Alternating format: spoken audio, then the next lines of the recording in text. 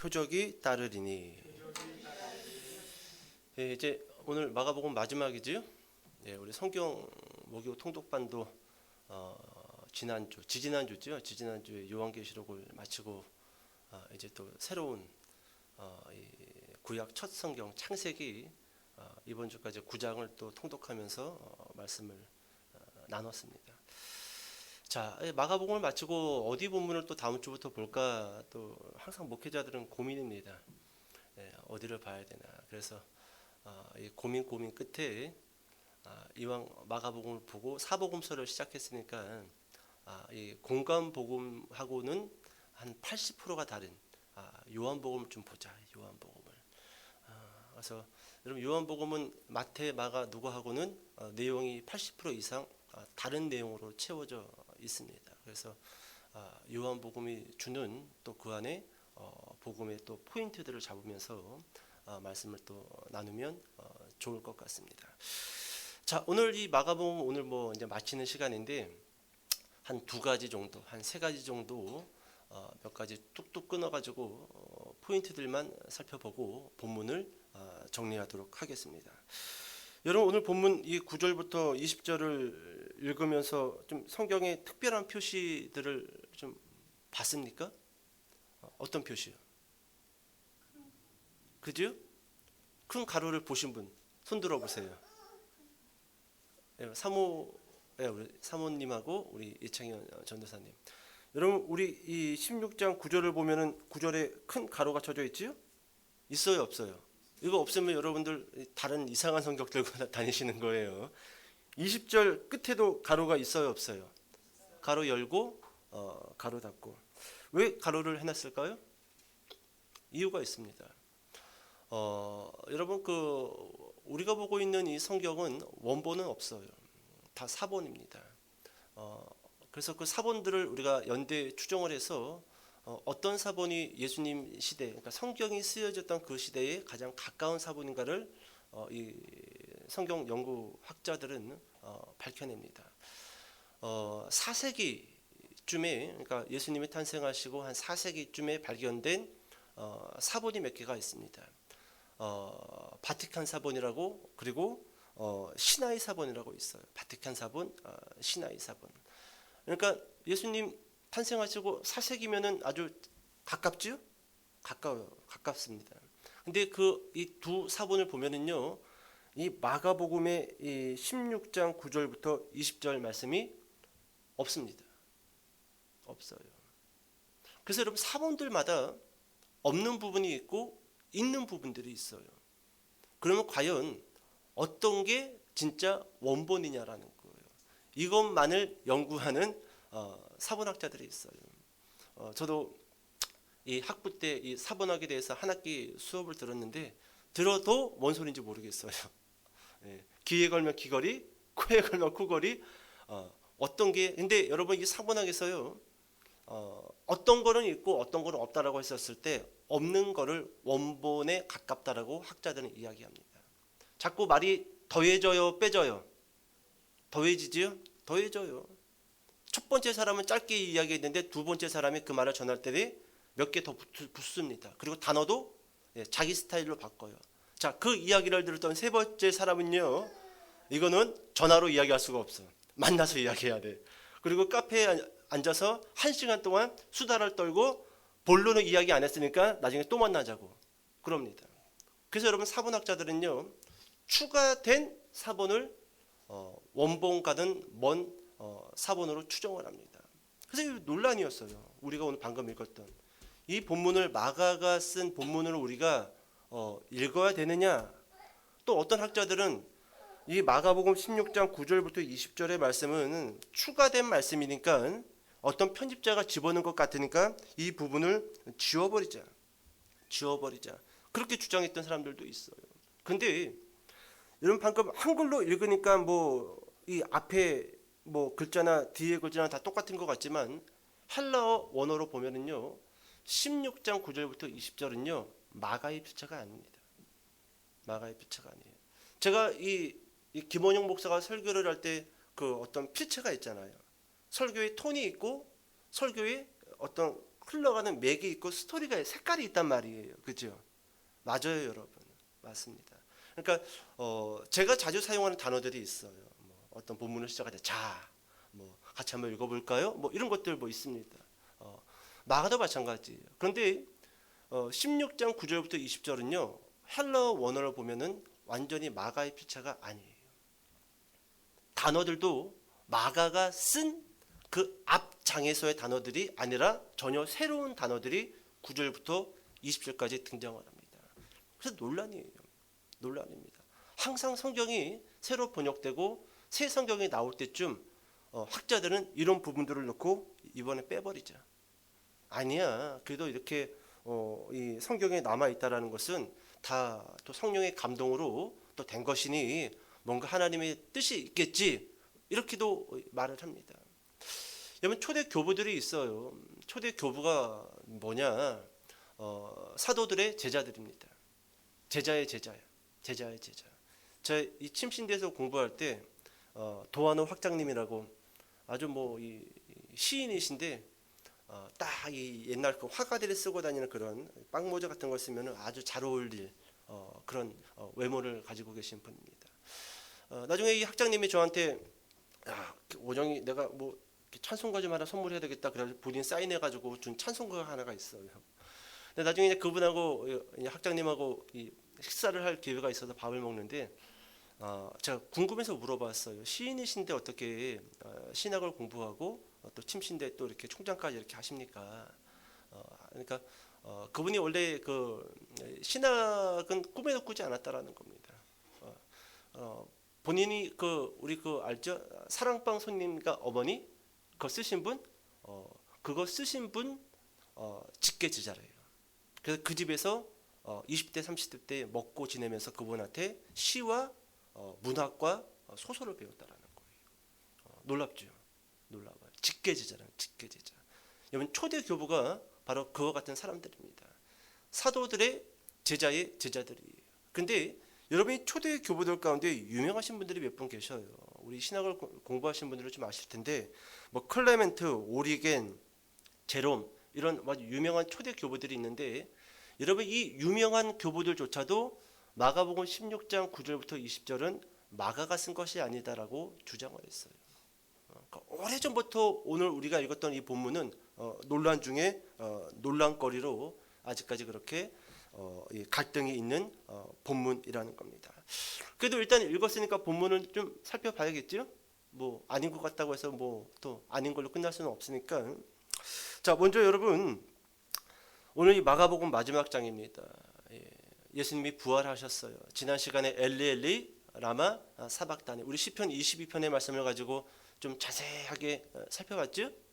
그리고 부활절에 부활에 관련된 설교를 마가복음에서 띄어 했기 때문에 건너뛰고 예수님 부활했다 치고 부활했죠 치고가 아니라 부활하셨고 이제 오늘 마지막 본문으로 들어오게 되는데 여러분 예수님이 죽으시고 부활하셨어요. 그리고 마가복음 16장 이제 마지막으로 왔습니다. 마지막 맨 끄트머리에. 그런데 여기에 좀 우리의 눈을 놀라게 하는 이 단어들이 기록이 되어져 있다라는 겁니다. 자, 먼저 11절을 한번 읽어보도록 하십니다. 11절. 자, 시작.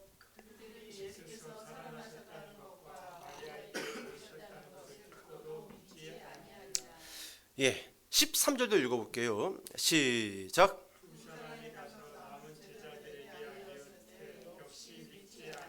자, 14절도 시작.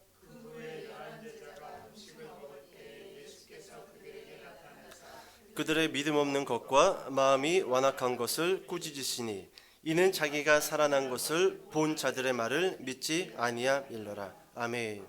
이제 여러분 이제 마가복음 마침표를 찍어야 됩니다. 예수님 부활하셨어요. 그런데 이제 맞춰야 되는데 계속 방금 우리가 읽었던 이 본문 끝에 어떤 문장이 기록되어져 있어요? 믿지 아니하니라. 그죠? 11절에 믿지 아니하니라. 13절에 역시 믿지 아니하니라. 14절에 믿지 아니함 일러라. 좀 이상하지 않아요? 죽으시고 부활하시고 그리고 여인들에게 나타나고 그리고 이제 맞춰줘야 됩니다. 만민에게 복음을 전파하라. 너희에게 표적이 따르리니. 그러니 맞춰줘야 됩니다. 근데 그렇게 좀 아름다운 이 단어와 또 이 표현력으로 본문이 맞춰지면 좋을 것 같은데 지금 계속 연거푸 3번 믿지 아니함 일러라. 역시 믿지 아니함 일러라. 이렇게 저자 마가는 기록을 하고 있다라는 거예요. 그런데 여러분 참 이 아리송한 게 뭐냐 하면 여러분 14절에 믿지 아니함 일러라라고 이렇게 말하고 나서 15절을 읽어보세요. 이게 문장이 연결되는 문장인지. 15절 시작.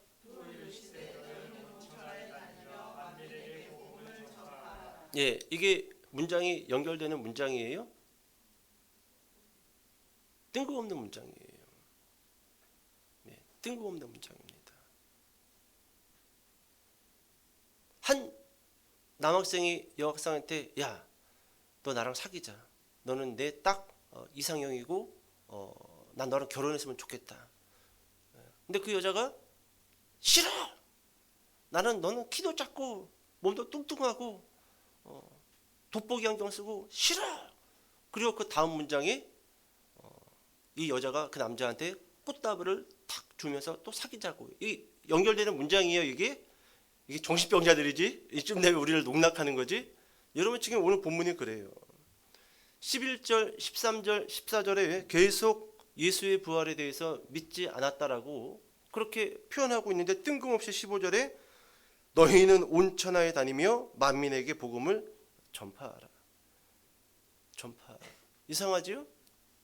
그럼 여러분 이 14절과 15절의 간격을 어떻게 메꿀 수 있냐라는 거예요.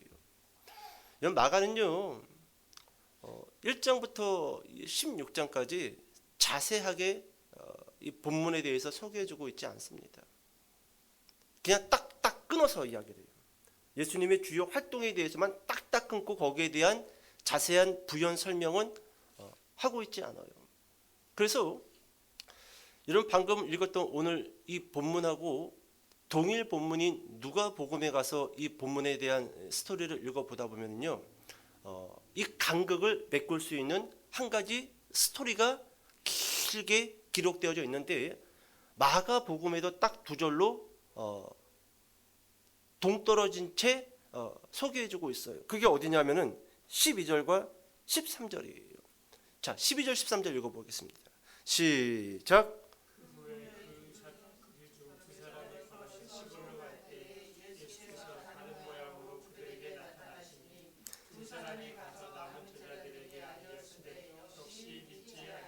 예, 여러분 이 본문 알고 있죠? 엠마오로 가는 두 제자.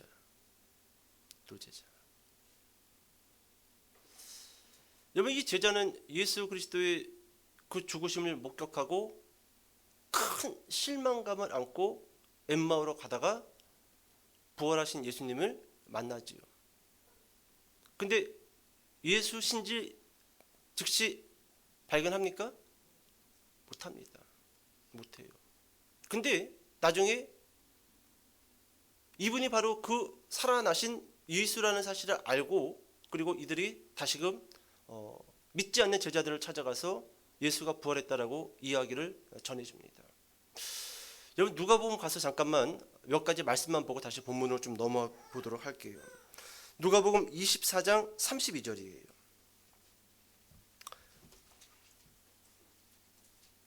누가복음 24장 먼저 여러분 32절부터 27절부터 보도록 합시다. 누가복음 24장 27절. 자, 시작.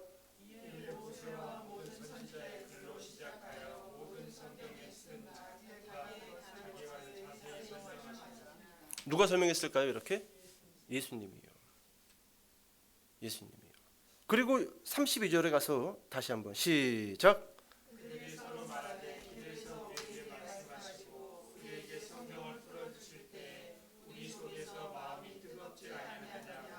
예, 그렇습니다.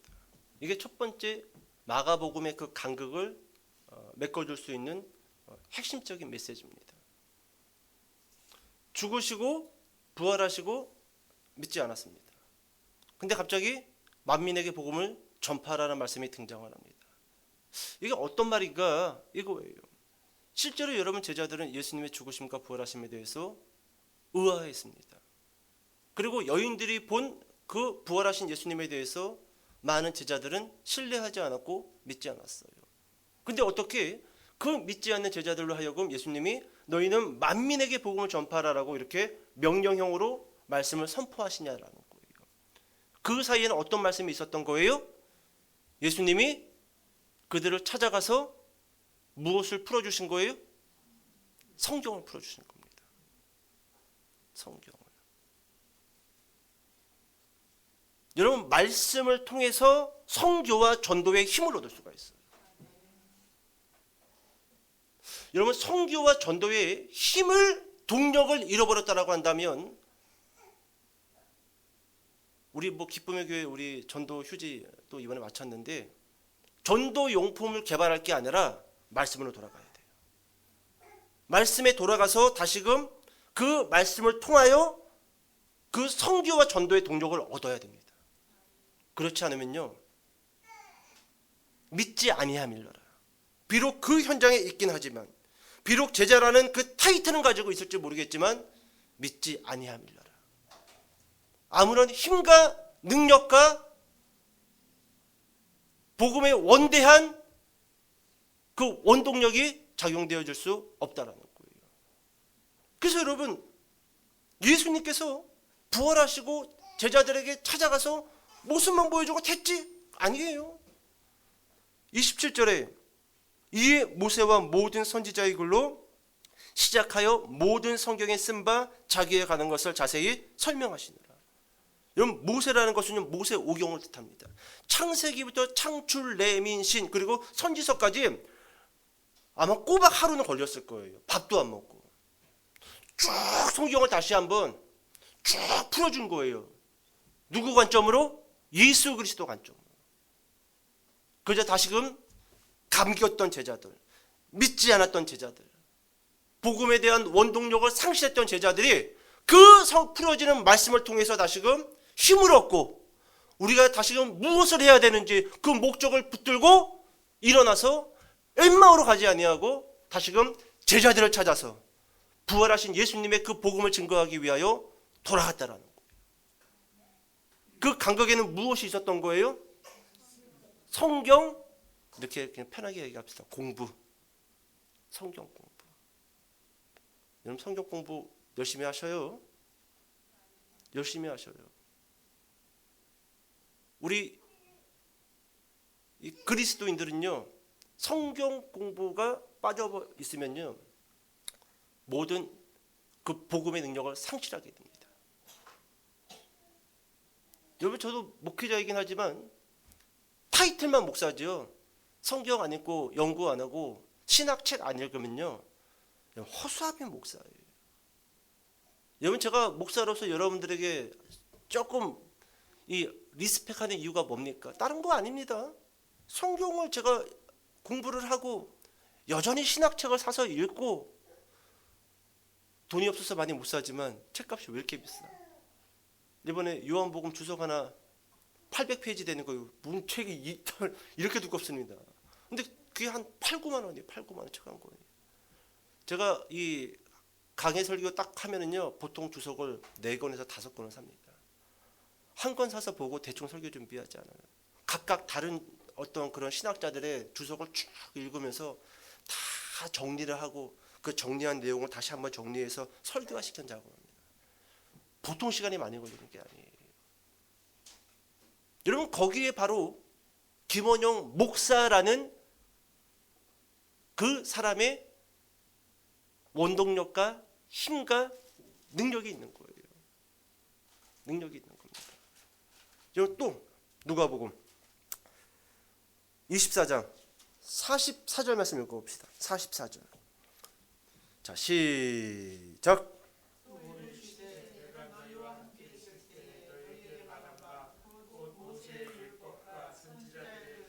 시편의 날을 가리켜 기록된 모든 것이 이루어져야 하리라 한 말이 이것이라 하시고. 여기서도 마찬가지죠. 예수님이 이제 믿지 않았던 제자들을 찾아가서 좀 더 자세하게 이야기합니다. 다시 한번 44절 보세요. 내가 너희와 함께 있을 때에 너희에게 말한 바 곧 모세의 율법과 선지자의 글과 시편의 나를 가리켜 기록된 모든 것이 이루어져야 하리라 한 말이 이것이라 하시고, 좀 더 자세하게 이야기합니다. 구약 성경 전체가 오실 예수 그리스도, 그리고 죽으실 예수 그리스도, 그리고 부활하신 예수 그리스도, 그것을 이야기하고 있다라는 겁니다. 그 세 가지를 너희가 알고 있어야 된다라는 거예요. 그럴 때 그렇게 예수 그리스도께서 앉아서 식사도 하면서 음료도 마시면서 오랜 시간 제자들에게 성경을 풀어주고 성경을 가르쳤을 때 다시금 제자들이 복음의 힘을 얻게 되는 거예요. 인생의 목적을 다시금 붙들게 되는 거예요. 전도와 선교의 능력에 휩싸이게 되는 겁니다. 여러분 45절 읽어볼까요? 누가복음 24장 45절 시작. 예, 무엇을 깨닫게 하시고요? 그러니까 성경 공부해야 돼요, 안 해야 돼요? 부지런히 해야 돼요. 부지런히 해야 됩니다. 우리의 모든 출발은 말씀에서부터 시작되어지는 거예요. 말씀을 통해서 힘을 얻지 못한다라고 한다면, 말씀을 연구하고 말씀을 공부해서 말씀에 대해서 더 깊이 알아가지 못한다라고 한다면 우리는 멈출 수밖에 없어요. 자리는 지킬 수 있겠지요, 자리는.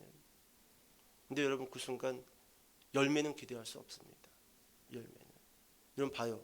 예수님께서 누가복음을 통해서 두 번의 제자와 사도들을 찾아가서 무엇을 가르쳤다?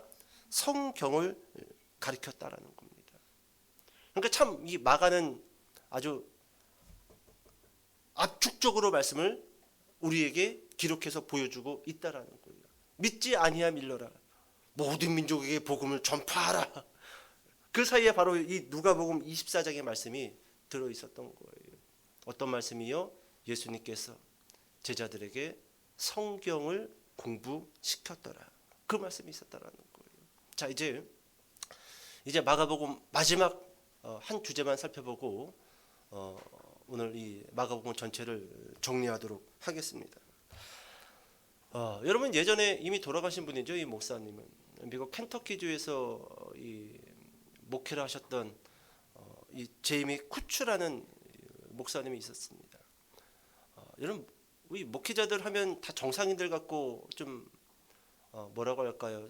좀 더 이렇게 좀 예의가 바르고 뭐 그럴 것 같잖아요, 그죠? 근데 아니에요, 여러분. 개망나니들 많습니다, 목회자들 중에서. 비이성적이고 비인간적이고 그런 분들 많아요. 목회자라고 해서 다를 거 하나도 없어요. 여러분들이 세상에서 만나는 또라이들이 그 목회자 세계에도 똑같이 더 있으면 더 있지 덜하진 않습니다. 많아요, 또라이들. 그런데 이 제이미 쿠츠라는 목사님도 그쪽 세계에서는 또라이예요. 또라이 목회자인데 비이성적이고 비인간적이고 비양심적인, 또 이런 사람들이 또 담대하잖아요. 또 이런 담대함에 또 넘어가는 성도들 많이 있지요. 많이 있어요. 예. 똥인지 된장인지 구분하지 못하고. 근데 이 제이미 쿠츠라는 목사님이 마가복음 16장에 그 뭐 뱀에게 물려도 뭐 죽지 아니하고 이것을 문자적 해석으로 이렇게 성도들에게 설교했던 분입니다. 문자적 해석으로. 그래서 성도들한테 여러분, 독사한테 물려도 우리가 믿음도 있고 예배도 드렸고 밥도 먹었고 막 그러면서 괜찮아, 병원 갈 필요 없어, 병원 갈 필요 없어. 그러다가 어느 날 주일날 본인이 예배 마치고 풀밭을 정리하다가 독사한테 물렸어요. 성도들이 급하게 이 911을 불렀죠. 그랬더니 본인이 한 말은 있고 돌아가라고 해, 돌아가라고 해. 오늘 그렇게 내가 설교를 했는데 돌아가라고 해. 예, 본인이 돌아가셨어요. 예화가 아니라 진짜로 있었던 사건입니다. 그렇게 본인 집으로 가서 침대에 누워서 다시는 교회로 돌아오지 못하는, 주님께로 돌아가는 우픈 스토리가 있습니다. 여러분 이제 마가복음 16장 이 마지막 절에 가서 보게 되면은 표적이란 단어가 기록이 되어져 있습니다. 우리 17절과 18절 한번 읽어볼까요? 16장 17절 18절. 자, 시작.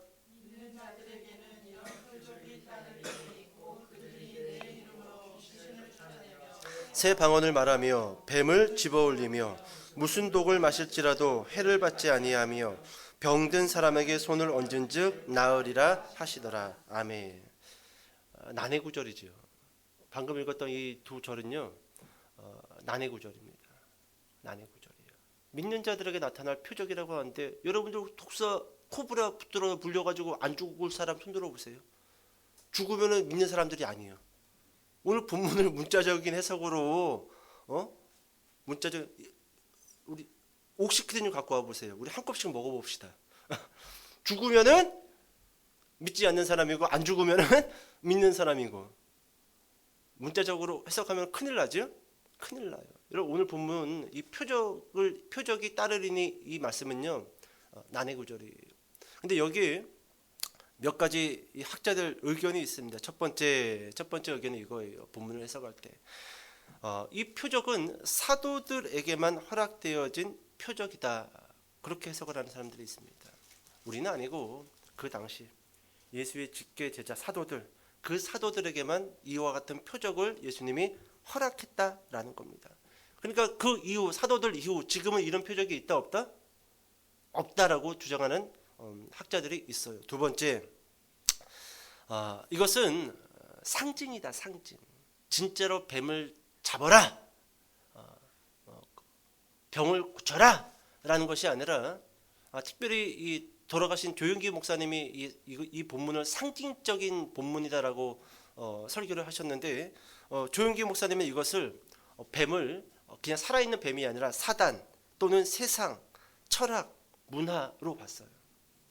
그래서 믿는 자는 그 사단과 세상과 철학과 문화에 빠진다 안 빠진다? 죽는다 안 죽는다? 안 죽어요. 항상 칼 같은 그 말씀에 탁 서 있어요. 여러분 최근 한 5년 동안 전 세계적으로 큰 일들이, 특별히 우리나라에는 두 가지 일들이 있었어요. 그 첫 번째가 코로나입니다. 코로나로 탁 터치하자 알곡과 쭉정이가 쫙 나눠졌어요. 알곡과 쭉정이가. 아직까지 교회로 돌아오지 않은 사람들이 35%라고 합니다. 이들은 돌아올 마음이 없어요. 그들이 초신자들이 아닙니다. 상당수가 20년, 30년 이상 교회 다녔던 사람들인데 코로나 한 방으로 본인의 쭉정이라는 사실이 드러났어요. 코로나가 끝나고 교회를 가도 되는데 주일날 여전히 길바닥에 있어요. 왜 교회를 안 가냐고 물어보니까 히히 웃습니다. 이제 가기 싫다라는 거예요. 한 3년 편안하게 예배도 안 드리고 살아보니까 싹 삭제돼 버린 거예요. 예수 그리스도가 삭제된 거예요. 코로나 한 방으로 믿는 자와 안 믿는 자가 나뉘어졌어요. 근데 여러분 이걸로 끝날까요? 아니죠? 우리 여러분 시끌시끌하게 정치 이야기 한 번씩 나오면은 한국 기독교 큰 논란거리죠? 어디 파니? 아니에요, 여러분. 아니에요. 여러분 계속 세상은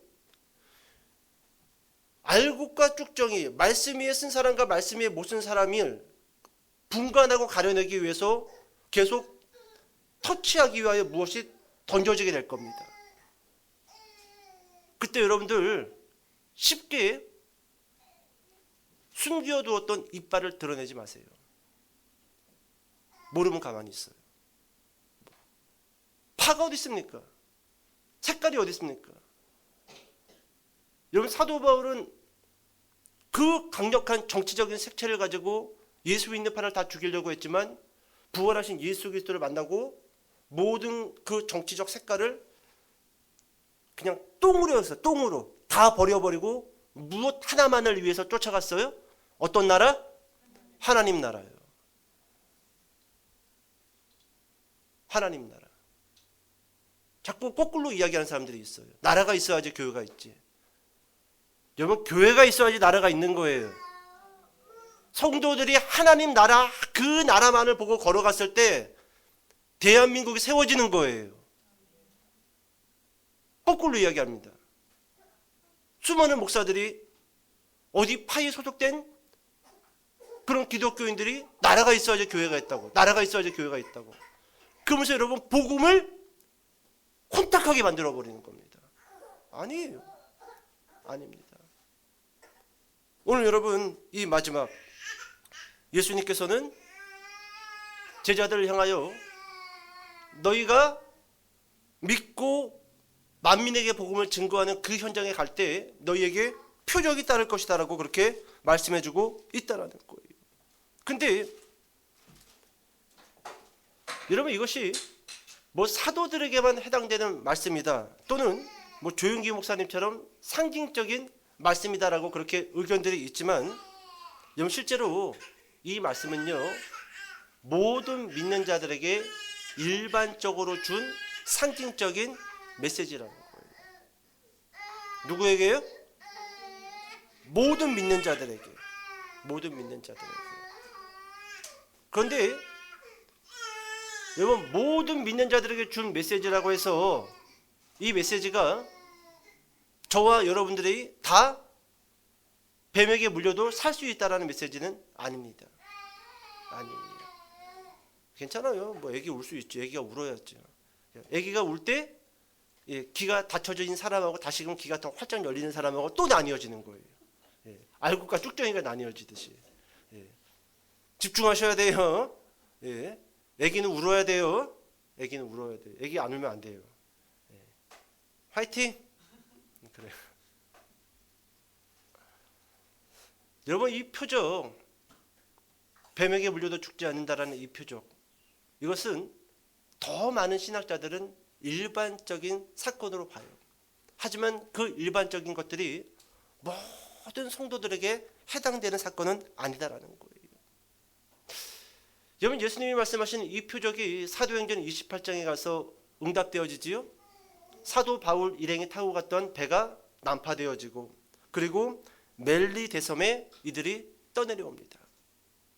추웠겠죠. 바다에 빠져가지고 막 호우적 거리다가 이 멜리 대섬에 떠밀려 왔으니까. 그래서 이 사도 바울 일행이 이 모닥불을 피워놓고 바울이 장작으로 불을 더 지피려고 딱 하는 순간 독사가 물어버리지요. 그때 그 섬의 원주민들과 추장이 이는 정말로 죽을 자인가 살인자인가 보다. 곧 죽겠구나. 근데 죽어요 안 죽어요? 안 죽지요. 표적이 따르니. 표적이 따르니. 근데 여러분 이것이 일반적인 것은 아니에요. 저에게도 표적이 따를 수가 있고 여러분들에게도 표적이 따를 수가 있습니다. 근데 그 순간순간 하나님은 고정된 사람에게만 그와 같은 표적을 주는 것이 아니라 그 상황과 그 환경에 따라서 때로는 저에게 줄 수도 있고요. 때로는 우리 신복 집사님에게 줄 수도 있고요. 때로는 나세에게도 그와 같은 표적이 있을 수 있습니다. 있습니다. 우리 말씀 하나만 찾아보고 오늘 설교를 정리할게요. 자, 고린도 전서 12장 28절부터 30절.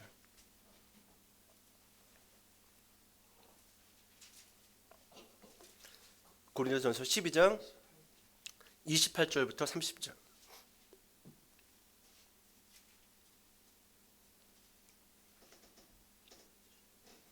자, 같이 한번 읽어봅시다. 28절에서 30절 시작. 하나님이 교회 중에 몇을 세우셨으니 첫째는 사도요, 둘째는 선지자요, 셋째는 교사요, 그 다음은 능력을 행하는 자요, 그 다음은 병 고치는 은사와 서로 돕는 것과 다스리는 것과 각종 방언을 말하는 것이라. 다 사도이겠느냐? 다 선지자이겠느냐? 다 교사이겠느냐? 다 능력을 행하는 자이겠느냐?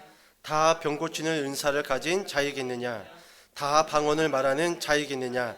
다 통역하는 자이겠느냐? 아멘. 여러분, 이 고린도 교회 은사에 대해서 바울이 이야기해주고 있습니다. 여러분 29절에 보니까 다 능력을 행하는 자이겠느냐? 다 한다라는 거예요? 아니면 일부만 한다라는 거예요? 그래요. 근데 여러분 그 일부도 저 사람만 하는 거야 이게 아니에요.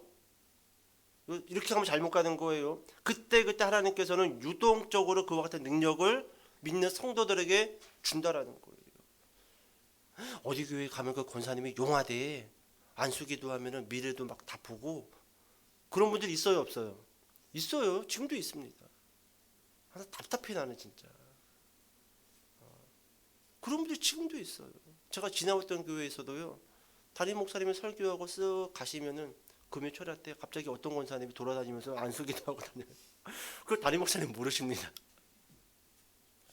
다 이러고 있어요. 내가 나서기도 뭐하고 전도사가 내가 능력이 있다라는 거예요. 그래서 이렇게 한마디 해줘요. 하나님이 괜찮대. 뭘 괜찮아, 괜찮기는. 다음날 부도 나가지고 막 딴 데로 이사가고 하는데 괜찮다며 왜 부도가 나냐고 다음날. 집 나간 아들 돌아온 뒤에 뭘 돌아와, 다음날에 보니까 감옥에 들어가던데. 경찰서에서 전화 와가지고. 그런 분들이 있다라는 거예요. 다 능력을 행하는 자겠느냐, 다 병 고치는 은사를 가진 자이겠느냐, 다 방언을 말하는 자이겠느냐, 아니라는 거예요. 그러니까 이런 표적을 따르니 그와 같은 능력을 하나님께서 주시기는 하는데 다는 아니라는 거예요. 다는. 일부에게 그와 같은 능력을 주고, 그것도 고정적인 인물이 아니라 유동적으로 그 상황과 환경에 따라서 하나님이 그와 같은 표적을 허락하신다라는 거예요. 여러분, 제가 예전에 예화로 그런 말씀 드렸잖아요. 아마 기억을 못 하시겠지만, 아르헨티나 오주에서 선교하셨던 그 선교사님, 본인 그 숙소로 가기 위해서 그 장터를 지나가야 되는데, 아르헨티나 장터를 지나가야 되는데 거기에 늘 그 안진뱅이 소년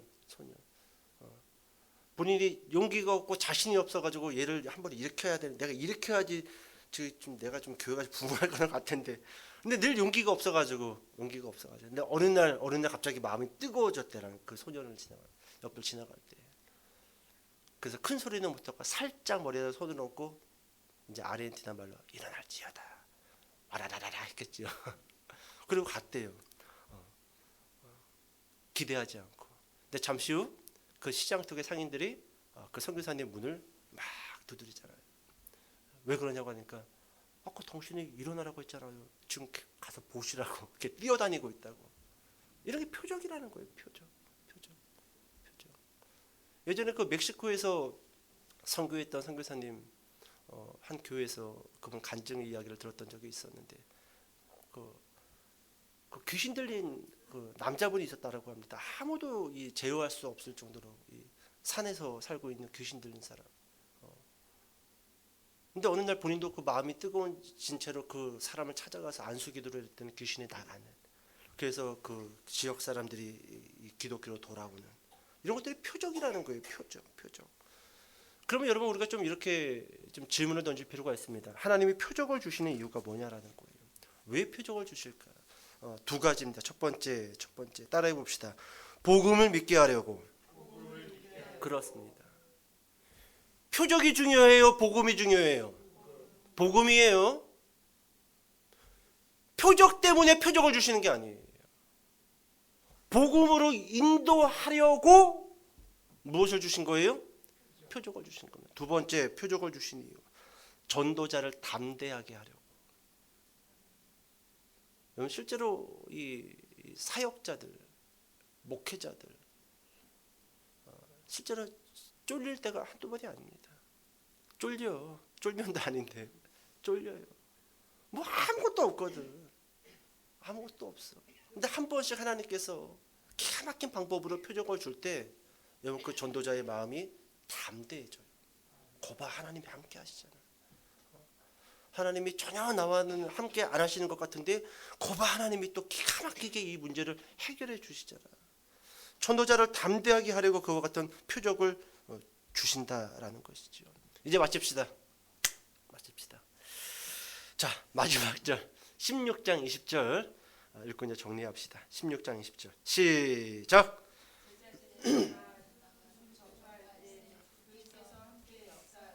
그 따르는 표적으로 말씀을 확실히 증언하시니라. 한 번 더 읽읍시다. 시작.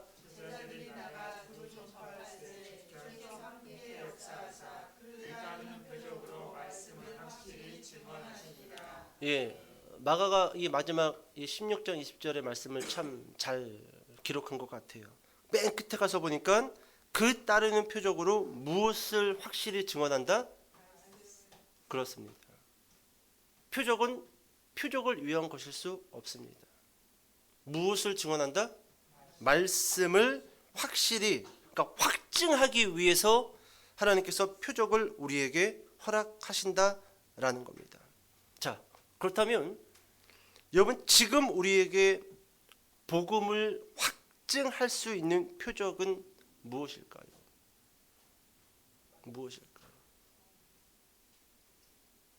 좀 이렇게 쉽게 이야기해 볼까요? 만약에 하나님이 여러분들에게 복음을 확실히 증언하시기 위해서 여러분들에게 표적 하나를 주겠다라고 한다면 여러분들은 어떤 표적을 요구하시겠습니까? 이게 16장 20절에서 제가 여러분들에게 마지막으로 던지는 이제 질문입니다. 하나님이 여러분들에게 표적을 하나 주시겠다라는 거예요. 이 시대에. 있으면 좋잖아요. 오늘 마가도 이야기하자 표적으로 말씀을 확증했다고. 표적 때문에 복음이 막 더 살아났다고 이야기하잖아요. 그럼 표적을 하나 요구해야 될 거 아니에요. 지금 이 시대에 어떠한 표적이 필요하냐라는 거예요. 이런 빌리 그레이엄 목사님 잘 아시죠? 우리나라에서도 80년대 여의도에서 또 큰 집회를 여셨고, 그분이 예전에 이 유명한 일화죠. 미국과 소련이 그 냉전 시대에 막 핵무기를 막 만들어서 막 냉전 체제에 있었을 때 빌리 그레이엄 목사님이 이 소련에 가서 집회를 열려고 준비를 합니다. 근데 소련은 종교의 자유가 있어 우리도. 그런데 또 들어와서 또 이렇게 막 이렇게 설교를 하면 또 사람들이 또 기독교로 또 갈 것 같고 막 이러지도 못하고 저러지도 못하고, 그래서 일단 들어와서 집회를 해라. 그래서 여러분, 소련 모스크바 광장에서 그냥 집회를 시작합니다. 이제 그 통역관, 러시아 말로 통역하는 러시아 외교관이 옆에 서 있고, 이제 빌리 그레이엄 목사님이 이제 영어로 이야기하면 러시아 말로 이놈의 새끼 저놈의 새끼 믿을 새끼 나쁜 새끼 막 이렇게 막 설교 통역을 하셔요. 이제 빌리 그레이엄 목사님이 이제 중반에 이렇게 이야기하죠. 만약 우리가 예수 그리스도의 복음을 믿지 않는다라고 한다면 저 미국도 멸망을 받게 될 겁니다. 미국이 멸망한다고? 그러니까 막 이 외교관들, 이 소련의 외교관이 막 미국 새끼 나쁜 새끼 멸망 새끼 하면서 막 또 이렇게 통역을 하셔요. 근데 거기서 끝나지 않고, 하지만 소련도 예수 그리스도 그분을 나의 주님으로 모시지 않는다라고 한다면 소련도 반드시 멸망하게 될 겁니다. 내가 이거 이야기하면 큰일 난다. 감옥에 끌려가는데. 그러니까 통역관이 갑자기 이놈의 안새끼 저놈의 안새끼 하면서 통역을 안 하는 거야. 불안하니까 걔네 그 소련 멸망한다라는 그런 공산체제 안에서 그런 얘기를 했다가 끌려가서 막 죽고도 하잖아요. 말을 못 하는 거야. 그러니까 빌리 그레이엄 목사님 다시 한번 소련도 멸망할 건데 눈을 동그랗게 뜨고 해 근데 아니 하라고 아니 그러다가 갑자기 빌리 그레이엄 목사님이 방언이 터졌어요. 근데 그 방언이 정확하게 이 소련 말로 소련도 멸망하게 될 것입니다. 예수 그리스도를 믿지 않는다라고 한다면. 유명한 일화예요. 빌리 그레이엄 목사님은 이놈의 새끼 저놈의 새끼 몰라요. 러시아 말을 배워본 적도 없고 해본 적도 없는데 갑자기 터진 방언에서 러시아 말로 예수를 믿지 않으면 소련도 멸망합니다라고. 유명한 일화. 표적이지요? 무엇을 확증하기 위해서요? 말씀과 복음과 예수 그리스도에게 스포트라이트를 쫙 비추기 위해서 하나님께서 때때로 우리에게 표적을 주신다라는 거예요. 이와 같은 일화를 제가 여러분들한테 소개한다라고 한다면 지금 다시 또 한 시간 또 시작돼야 돼. 많아요. 저는 여러분들이 그 표적의 주인공이 됐으면 좋겠습니다. 저는 우리 학생들과 아이들이 그 표적의 주인공들이 됐으면 좋겠습니다.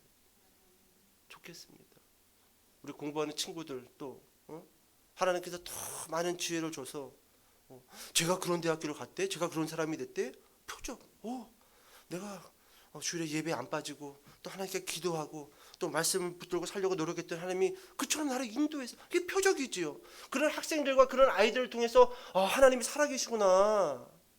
야, 하나님 제대로 믿었더니 그 아이의 인생을 하나님께서 인도해 주시는구나. 표적이지요, 표적. 그렇다라고 한다면 오늘날 우리에게 정말로 특별히 대한민국의 이 믿는 자들에게 필요한 표적이 무엇일까요? 병고침일까요? 목사님들은 아유 나도 한 명만 일으키면 교회가 부흥할 텐데 그런 이야기 많이 합니다. 물론 그럴 수도 있어요.